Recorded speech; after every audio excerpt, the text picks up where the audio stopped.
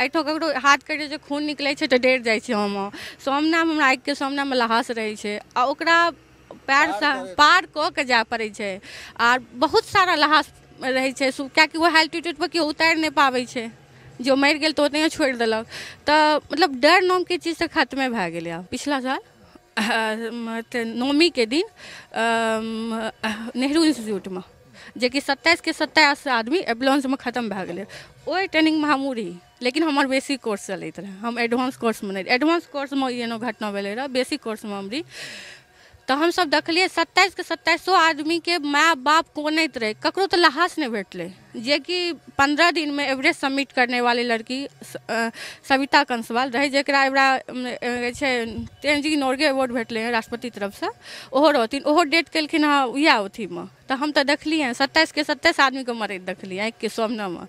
तऽ मनमे लागै छै जे कखनो कालके डिसीजन बदलि ली, लेकिन फेर सोचलू सपना छियै, पूरा तऽ करना छै। जय मिथिला, हम छी ललित नारायण झा, अपने सबके स्वागत कर रहल छी मिथिला मिरर में। मिथिला मिरर के एकटा बहुचर्चित कार्यक्रम जकरा अपने सब अथाह स्नेह दिलौं, एहि कार्यक्रम के नाम छै दुलड़ी बेटी। और दुलड़ी बेटी के एकटा टटका अंक लऽ कऽ अपने लोकनिक सोझा छी। और हमरा बगल में एकटा व्यक्तित्व छथि, एकटा दुलड़ी बेटी छथि, हिनकर नाम छनि लक्ष्मी झा। और ई अपना विधा के हमरा लगैया नहीं सिर्फ मिथिला, संपूर्ण बिहार में इकलौता बेटी छथि। अंतर्राष्ट्रीय स्तर के पर्वतारोही छथि और एखन तक कतेको पर्वतारोहण कऽ चुकल छथि। और हमरा लगैया जे बिहार से एवरेस्ट के बेस कैंप तक जाय वाली ई पहिल बेटी। और बस किछु दिन के बाद जे छै से पुनः जे छै से ई एवरेस्ट के चढ़ाई शुरू करती। और आइ कतेको दिन से हम दुनू गोटा एक दोसर के तकै छलियै, हमरा पटना में तकै छलथि है, हम हिनका कतौ और तकै छलियनि। भेंट घाट हमरा सबके नहीं भऽ पबै छल, एहन संयोग जे छै से नहीं बनै छलै। आइ हमरा सब मधेपुरा से सहरसा घुमैत बाबाजी कुटी पर एलहुँ और अझक्के जे छै से भेट गेली। तऽ हमरा सबके लागल जे एहि बातचीत के एतहिए शुरू और अंत करबाक चाही, जकर प्रतीक्षा हम सब बहुत दिन से कऽ रहल छलहुँ हैं। लक्ष्मी, आइ अहाँके जन्मदिन सेहो अइ, तऽ जन्मदिन के बहुत बहुत मंगल कामना दैत बहुत बहुत स्वागत है मिथिला मिरर में। थैंक यू भाईजी। ई कहै छै मिथिला मिरर के जतेक दर्शक छी सबका शुक्रिया, थैंक यू और प्रणाम। कनेक हम परिचय अहाँके जानऽ चाहब जे अपने परिचय की अइ, कतऽ के रहै वाली छी अपने, और ताहिके बाद फिर हम सब बातचीत के आगाँ करै छी। हमर नाम लक्ष्मी झा छी। हम विनोद झा के पुत्री भेलू। हम बनगांव गाँव के दक्षिणी पंचायत के छी। तऽ हम बनगांव के बेटी छी और जे सहरसा डिस्ट्रिक्ट के अंतर्गत आबैया। अच्छा, तो लक्ष्मी एकटा चीज हमरा कहू जे अपना ओहिठाम तऽ सबसे पहिल बात, हालांकि बहुत रास बंधन तऽ आब टूटलै है, लेकिन सबसे पहिल बात जे बेटी भेनाइ बड़ा भिरहगर बात छै। ताहिके बाद घर से बाहर निकल कऽ किछु केनाइ और भिरहगर छै। एहिठाम तऽ लतामो गाछ पर बेटी चढ़ै छै तऽ माय बाप जे छै से मार मार कऽ धार धार कऽ दौड़ै छै। लेकिन अहाँ मतलब क्लाइंबिंग करब, पर्वत चढ़ब, पर्वतारोही बनब, ई बात केना एलै मोन में? पता यऽ अपना कहै छै नेपाल तऽ बगलेमे छलै। तऽ आर हम जोग्राफी तऽ पढ़ैत रही, पहाड़के बारेमे पढ़बैत रहे टीचर सब। तऽ हमरा बचपनसँ प्रकृतिसँ लगाव छलै। तऽ हम सोचैत रहियै कहियो ने कहियो करब, सपनामे पहाड़ आबैत रहै बचपनेसँ। तऽ कहियो माँ लग कहैत रहियै तऽ कहियै हाँ तू चढ़िया, बियाह दान कऽ लिहे ने तकर बाद चढ़ैत रहिया। तऽ अपना सबमे तऽ इएह ने होइ छै, नहीं तऽ नाम बदनाम भऽ जायत। तऽ एतेक नहीं ने बुझै छै आदमी, एडवेंचर लाइन तऽ पूरा बिहारमे नहीं बुझै छै, मिथिलांचल तऽ दूरके गप छै। तऽ हम पटना गेलूँ तऽ नेहरू इंस्टीट्यूटके बारेमे रिसर्च केलूँ तऽ पता लागल जे एतऽ ट्रेनिंग होइ छलै। तऽ आर के सिंघा सर जे छलै ओ हमर एडमिशन करवालक। फिर हमर ओहिठाम ट्रेनिंग भेल, बेसिक कोर्स केलूँ, फिर एडवांस कोर्स केलूँ। तऽ फिर हम छोटका छोटका पहाड़ सब चढ़ऽ लागलूँ। इंडिया के ब्लैक पीक भए गेल, बंदरपूछ भए गेल, ई सब हम चढ़ब स्टार्ट केलूँ। तकर बाद हमरा कॉन्फिडेंस आबि गेल अपना आपमे।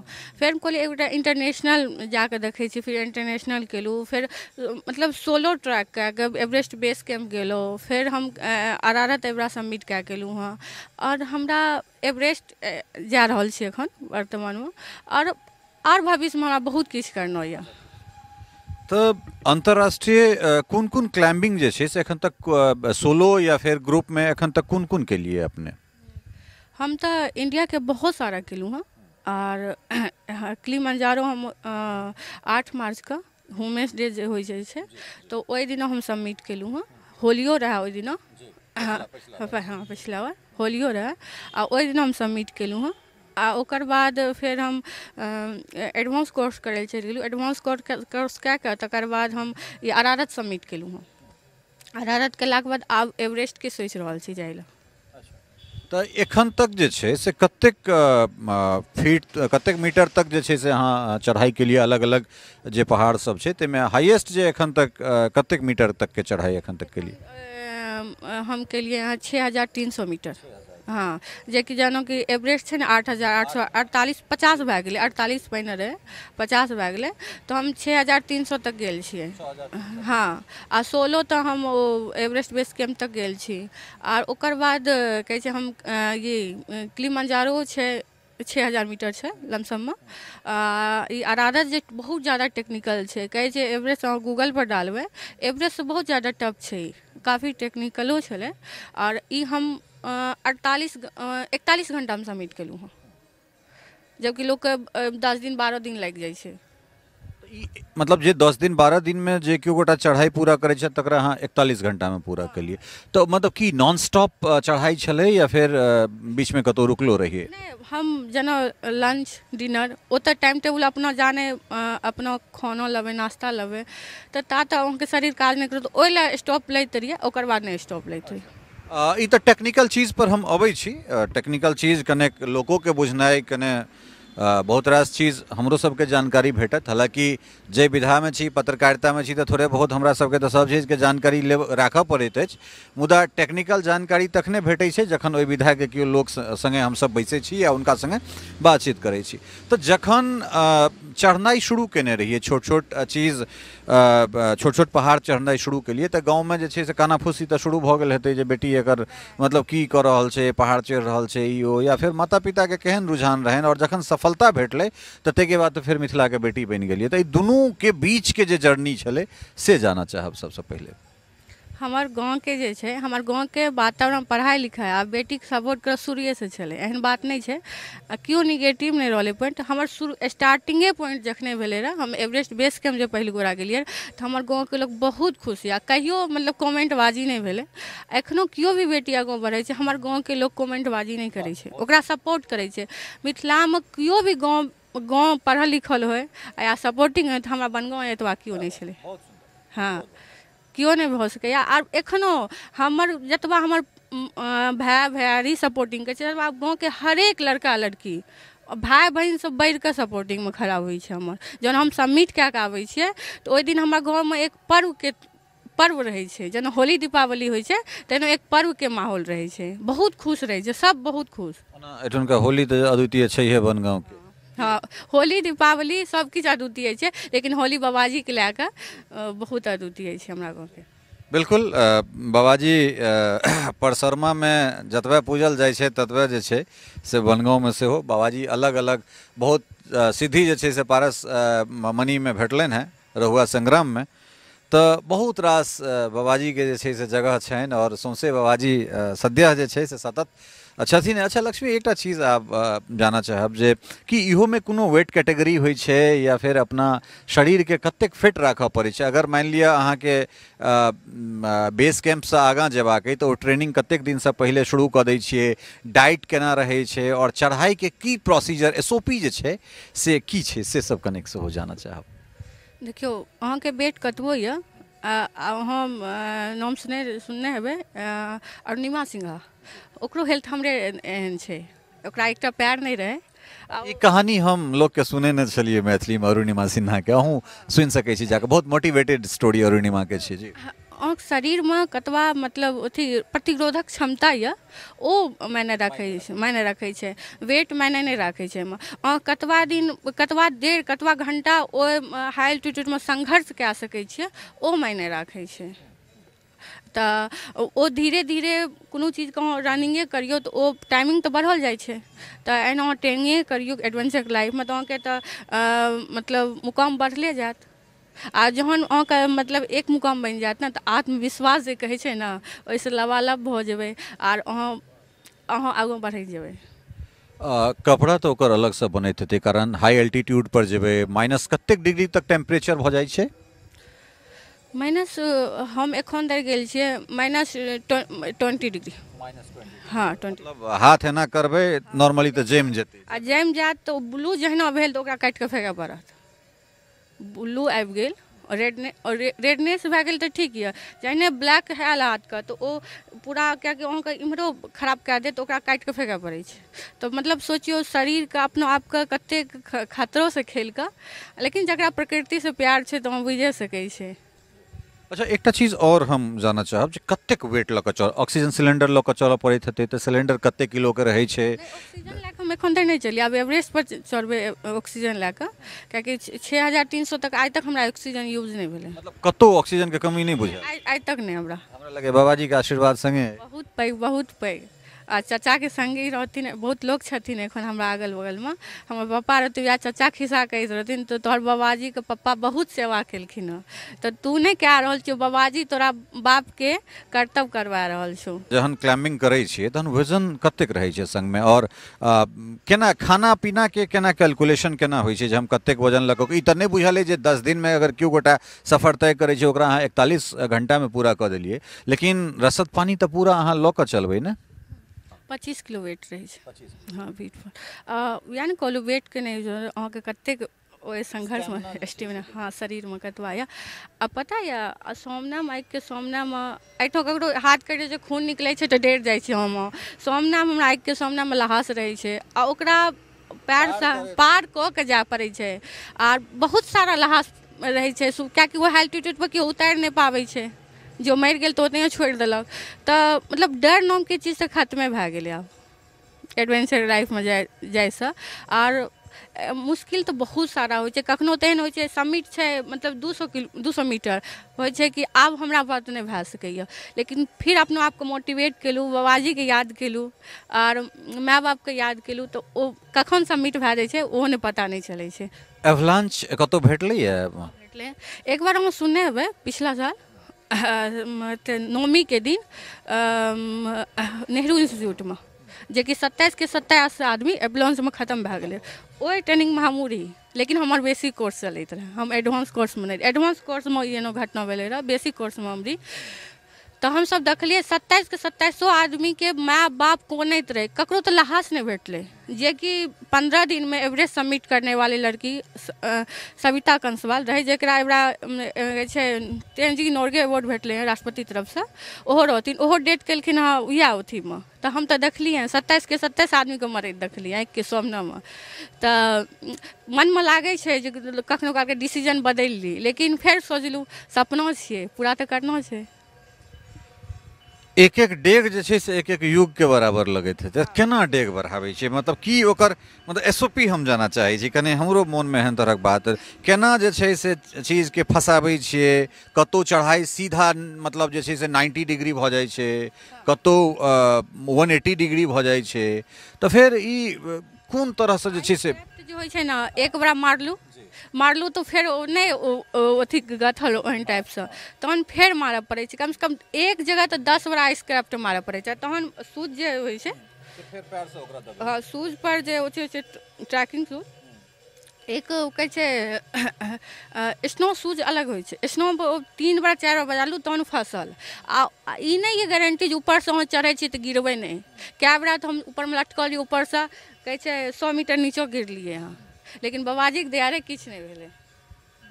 हाँ मतलब ई की कहि सकै छी, सोचि लेनाइ अपना आपमे जे छै से जहिना अरुणिमा के बछेंद्री पाल कहलखिन कि बिना एकटा पैर के अहाँ सोचि लेलहुँ जे अहाँ एवरेस्ट चढ़ब तऽ अहाँ मतलब एवरेस्ट फतह कऽ देलियै। तऽ जथिन हमरा संग इएह हम कहै छियै, इएह कराथिन हमरा। आर तऽ हम तऽ सिर्फ सोचलियै करा तऽ इएह रहल छथिन। तैयारी केना करऽ पड़ै छै? फिजिकल फिट केना अपना आपके राखल जाय, और फिटनेस के लेल की करै छै? जेना मानि लिअ आब अहाँ कहलहुँ जे हमरा एवरेस्ट फतह करबाक तऽ कते दिन पहिले से जे छै से तैयारी शुरू कऽ दै छियै, या डे टू डे में अहाँके मतलब मेंटेन करऽ पड़ै छै? नहीं एखन तो 2 साल से हम या में छेबे करिए, कतौ ने कतौ समिटे पर रहे छिए। आ एखन फिर एखन गाँव से जा रहल छी, 1 महीना के फिर उत्तराखंड में रह जेबे, खाना पीना दौड़बे, हाई एल्टीट्यूड पर रहबे, एक्सरसाइज वगैरह, तो इएह टाइप के ट्रेनिंग होइ छै। और आइस के लिए तो बोलिए basic course, advance course Nehru institute से करऽ पड़े छै, 56 दिन का के लिए कोर्स, तो 56 दिन में तो सब किछु सिखा दै छै। और अच्छा एकटा चीज कहू जे एहन तरहक जे स्पोर्ट्स छै, बहुत मतलब पैसा, बहुत बहुत पैसा, तो ई कतौ से स्पॉन्सर्ड होइ छै या टोटल जे छै से अपने तरफ से, या अहाँ के देख कऽ जे कोनो और मिथिला के कोनो बेटी कोनो बेटा एहि दिस जाय चाहै तऽ फिर ओ केना जे छै से खर्चा कतऽसँ होतै, कारण बहुत पैसा खर्चा छै। और पैसा खर्चा भेलाके बाद इहो कतौ गारंटी नहि छै जे अहाँ जा रहल छी तऽ अहाँ सफल भए कऽ आयब, वापिस एबो करब कि नहीं आयब, आबि गेलहुँ तहन तऽ बहुत बड़का बात छै। तो बहुत रास रिस्क फैक्टर सेहो छै, तऽ कतकी केना होइ छै सेहो कनेक रति बताउ। तब एहिमे तऽ सरकार एखन धरि कोनो सपोर्ट नहीं केलक हँ। हमरा 2टा कंपनी सपोर्ट कए रहल यऽ, एक तो SAS कंपनी, आ सबसे बेसी हमर गाँव के वाला बहुत सपोर्ट कए रहल यऽ। गाँव वाला हमर सहरसा डिस्ट्रिक्टो वाला सपोर्ट कए रहल यऽ। और एक तो SAS कंपनी RK सिंघा छथिन, हाँ आरा के अथी पूर्व सांसद छथिन, वएह पूरा दए रहल छथिन फंड। आ जे रहै छै से हमर गाँव वाला सपोर्ट करै छै, सहरसा वाला सपोर्ट करै छै। तो ई एवरेस्ट के लेल कहिया निकलि रहल छी? 9 अप्रैल के निकलि रहल छी। 9 अप्रैल के निकलि रहल छी। और की सब सोचि रहल छियै? देखियो तैयारी तो फुल छै, कखनो काल के मन में जे फंड पूरा हेतै कि नहीं हेतै, कियाकि 1-2 टका के बात छै नहीं, 47 लाख के बात छै। तो एक सिंपलो परिवार नहीं होइ छै, बहुत ही दयनीय स्थिति परिवार से हम छियै। और जकरा पिता नहीं रहे तो ओकर अहाँ सोचि सकै छियै की स्थिति रहतै। देखियो पथ प्रदर्शक छी अहाँ, बहुत गोटा के मार्गदर्शन के लिए हैं, और हमरा लगैए जे नहीं सिर्फ बिहार के 14 करोड़ आबादी अपितु पूरा देश अहाँ पर गर्व करैए, अहाँ पर गर्व करत। और जकर जज्बा जे छै ने, जकरा जज्बा रहै छै ओ हौसला से उड़ान भरै छै। तऽ अहाँ लग तऽ बाबाजी अइ, कहबे केलहुँ हँ डेग डेग पर बाबाजी जे छै से प्रत्यक्ष परोक्ष सब रूपसँ जे छै से एहिठाम तऽ बाबाजी के गाँव में एहि जगह पर तऽ घरे घरे बाबाजी अपन चमत्कार देखाबै छथिन, और प्राय सब देखैत रहला है, देखै छथि। तैं हमरा लगे 47 लाख कोनो बहुत बड़का बाधा नहीं बनतै अहाँ के हिम्मत के सामने में। हाँ ई तो छै, बाबाजी पर विश्वास से नहीं बनबाक चाही, आप सब तो बाबाजिए करथिन। और मिथिला के धिया पुता या बेटा बेटी, खास कर बेटी सबके की सीख देबा चाहबनि? बेटी के इएह सीख देबै, शादी बियाह कऽ लेने से कऽ लिअ, लेकिन ओकर बादो अहाँके किछु लक्ष्य राखू। हाँ सपना मारल नहीं दियौ। सएह हुआ तऽ माय बापके समझाबू जे हमरा किछु करना यऽ। हाँ शादी भऽ गेलै, भऽ जाइ छै तऽ आप अपना कहै छै ससुराल वालाके अब समझाबू और अपना लक्ष्य पूरा करू, कियाकि सपना जकर टूटि जाइ छै ने तऽ ओकरा जीबै के फिर मतलब नहीं रहै छै। मतलब सपना पूरा कऽ कऽ जब विवाह करब तऽ ओकर जे छै से खूबसूरती कने और बेसी हेतै, मतलब अहाँके कने वजन रहत, मानदान कने बेसी हेतै, सएह ने? नहीं इहो बात छलै, इहोमे दम छै। शादी के बादो अहाँ किछु कए सकै छी, एहन बात नहीं छै। परिवार अहाँके नीक भेटत तऽ शादी के बादो बहुत एहन छै, हमरो बनगाँवमे छै और बाहरो छै, मिथिला के बहुत एहन छै, बहुत सपोर्ट करै छै। आब तऽ बेसी सपोर्ट करऽ लागलै। हमरा गाँवमे जतऽ कहै छै, हमरा गाँवके एक छै कहै छै की कहै छै फील्ड छलै, तऽ ओहिपर पहिने लड़की नहीं जाइत रहै, देखैत रहिए हमसब आइ तक नहीं गेल छी ओहिपर। आइ एथलीस्ट छियै लेकिन हम आइ तक कदम नहीं रखलियै। आब देखै छियै बेटीके ओहिठाम हाफ पैंट पिन्ह कऽ दौड़ायल जाइ छै, तऽ ई बहुत खुशीके गप छै। देखै छियै तऽ हमरा बहुत खुशी होइए। सौंसे के परिवेश जे छै से बनगाँवे सन नहीं छै ने? नहीं इहो बात छै, हम खुशनसीब छी जे हम बनगाँवके छी। हमरा बहुत ई तऽ मनमे यऽ जे हम भाग्यशाली छी जे बनगाँवके बेटी छी। मतलब बात यह छै जे अपन सपना के नहीं मारबाक चाही कोनो एकटा चीज के लेल। आ दोसर बात, परिवार विवाह के बाद एहन नहीं छै, बहुत रास कहानी रचल गढ़ल गेलै है जे विवाह के बाद पति या साउस ससुर सेहो ओहि तरह से सपोर्टिव होइ छथिन, लेकिन ओकर संख्या एखनो नगण्य छै। ओ तऽ छै, लेकिन हमरा बनगाँव नहीं छै। बनगाँव के पुतौहो जे कतौ के बेटी आबै छै, बनगाँव तो बहुत लोग ब्याह करे ले चाहे छै, जे अपन बेटी के कथा भए जिया, हम सब सुनै छियै। आ कतौ जे हम कहलू ना हम बनगाँव के छियै, तो तखने कहलक तू बनगाँव के छी। हमरा बहुत खुशी होइए, हमर गाँव एहन यऽ। हमर गाँव में तो 1 से 1 IAS 1 से 1 IPS बहुत लोग छै, बहुत व्यापक, बहुत दानी, बहुत सब तरह के लोग ये हमरा गाँव में। तो बनगाँव के कम से कम 4-5 टा हमर मित्र छै जे बनगाँव के छै, बनगाँव में विवाह छै, तो बनगाँव में तो खूब विवाह होइ छै, सेहो एकटा बात छै। हमर पापा के स्वयं बन गए बियाह जी तो हम की कही, हम 9 अप्रैल के एक बेर पुनः जे छै से अहाँके जन्मदिन के बहुत बहुत बधाई के संग अगिला जे अहाँके यात्रा है तकरा लेल शुभकामना दैत एहि बातचीत के हम सब एते ही अथी करब, संपन्न करब। और अहाँ वास्तव में जे छै से दुलरी बेटी छी और दुलरी बेटी के हकदार छी। अहाँ से बहुत रास लोग जे छै से प्रेरित भऽ रहल छथि, तऽ ताहि दुआरे मतलब दिल खोल कऽ जे छै से ढेरी ढाकी बधाई देत। कही जे एकदम निडरता के संग जहिना कैटा चोटी के फतह कऽ के एलहुँ हँ, तहिना जे छै से पुनः एवरेस्ट फतह कऽ के आबी, फेर हम सब इएह ठाम बैस कऽ अहाँ से बातचीत करब। बहुत बहुत शुभकामनाएं। Thank U. अहाँके सब दर्शक जे देखैए चैनल पर ओकरो थैंक यू, शुक्रिया। तऽ ई लक्ष्मी के अपने सब सुनि रहल छलहुँ हैं और कहि सकै छी जे वएह फेर पुनः आबि रहल छी। अरुणिमा सिन्हा जे राज्य स्तर के एकटा बैडमिंटन खिलाड़ी, राष्ट्रीय स्तर के माफ करब राज्य स्तर कहै छी, और ट्रेन से जाइ छलथि हैं लखनऊ से दिल्ली, और रास्ता में चेन स्नैचिंग में धक्का धुक्की होइ छै और अरुणिमा खसि पड़ैत छथि, पैर हुनकर कटि जाइ छनि और लगभग 50-52 टा ट्रेन जे छै से दुनू दिस से गुजरैत रहै छै। और वो एकटा राष्ट्रीय स्तर के खिलाड़ी जखन ओकरा होश अबै छै तो वो अस्पताल में, दिल्ली के कोनो अस्पताल में अर्थात एम्स में जे छै से अपन एकटा पैर गंवा कऽ वो पड़ल रहैत छै।